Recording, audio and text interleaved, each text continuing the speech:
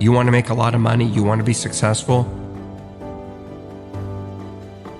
How do I get from where I am to where I need to be?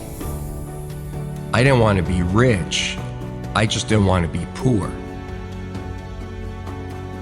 I started 10 years ago with a vision and 2 employees, and now we're 250 people. We'll do 150 million this year.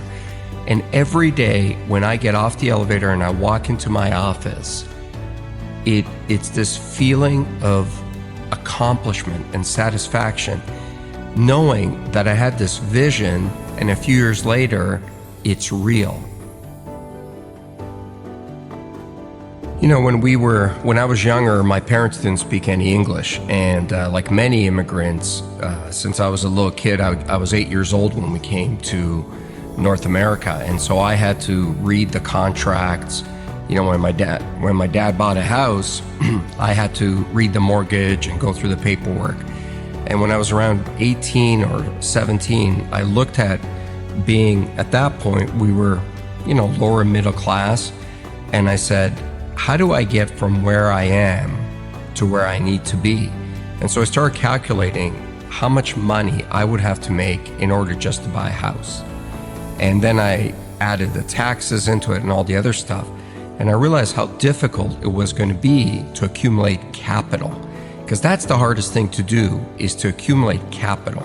It's one thing to get paid a lot of money, but if you look at the tax system in North America, it's really hard to amass capital. And I just decided that I didn't want to be where I was. I didn't want to be middle class or lower middle class or mediocre. I just wanted to be great at something, because I figured out that the people that I saw that were doing great things were fundamentally great at one thing.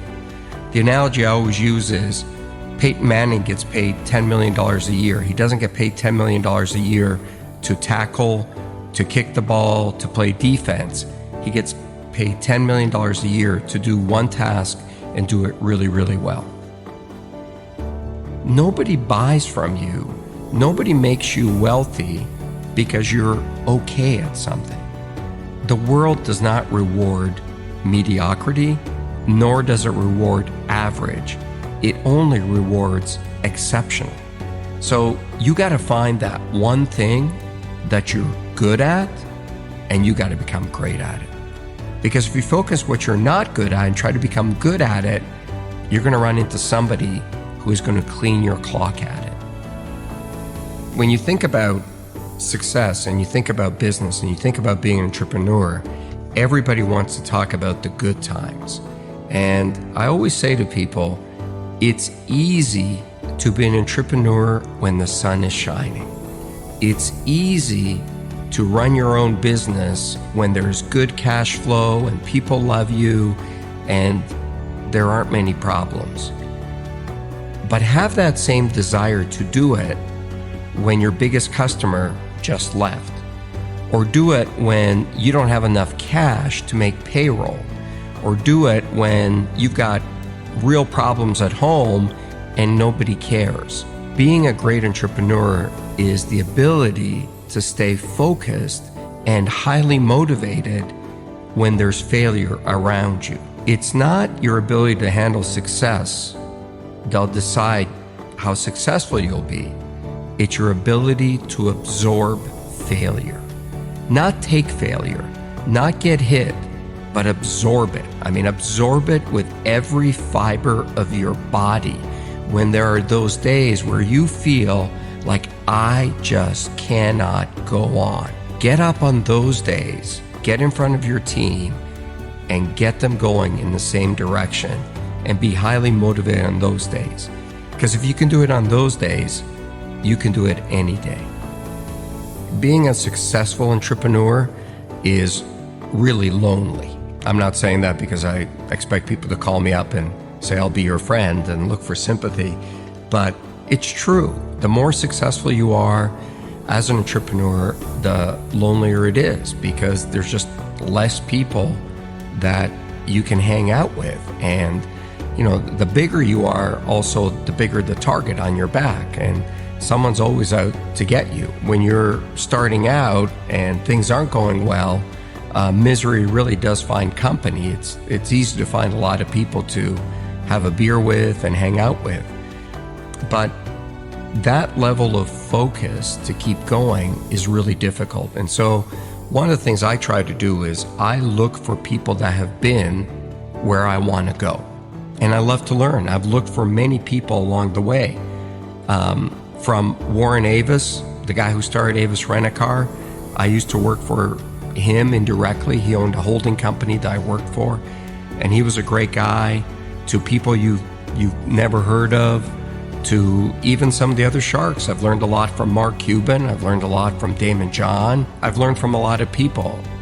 The biggest lessons and my biggest mentor was always my dad, because that level of courage I had never seen in another human being. And when I was younger, I didn't really understand it. Once I got older, I understood the sacrifices that he had to make for me to be given the opportunity to be successful. I mean, he was 37 years old, left a communist country, crossed the border, hopped on a boat, and brought his wife and me, my mom and I, with one suitcase to a foreign country where he didn't speak the language, didn't know a single soul, and we had something like $20 in our pockets. That's courage. And as I got older, what I really learned out of that is never complain, because number one, nobody cares, and two, all you deserve in life is an opportunity. Man, when something gives you an opportunity, you got to take it, you don't complain, and you got to go for it. I'm a highly emotional guy. I'm a highly passionate guy. I love my business. I love everything about it. Where I'm not emotional is when it comes to winning or losing. You've got to be very careful about not taking your own bias or emotion into a negotiation or into a fight or into anything, because you've got to be very clear what the goal is. And in business, the goal typically is to make money. When I went to sell my first business to AT&T, I didn't want to sell it. And so it was the night before we were supposed to close the deal. And so I changed my mind and I called the CEO at the time and I said, "Oh, I can't sell this business." And he looked at me and he said, "Why not?" And I said, "Oh, it's my baby." And he said, "No, it's not. It's a business." I said, No, it's my baby." And he goes, "No, it's not. Your baby is what you have at home. That's your family. Your business is not your family. Your business is an asset that you started. And if you think we're paying you the right price, then you should sell it. If you think you can keep going and maximize the return, then don't sell it." And he was so non-emotional about it, it really hit home for me.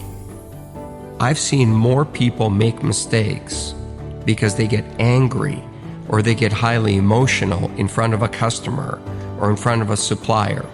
Leave your emotion at the doorstep. Business is about business.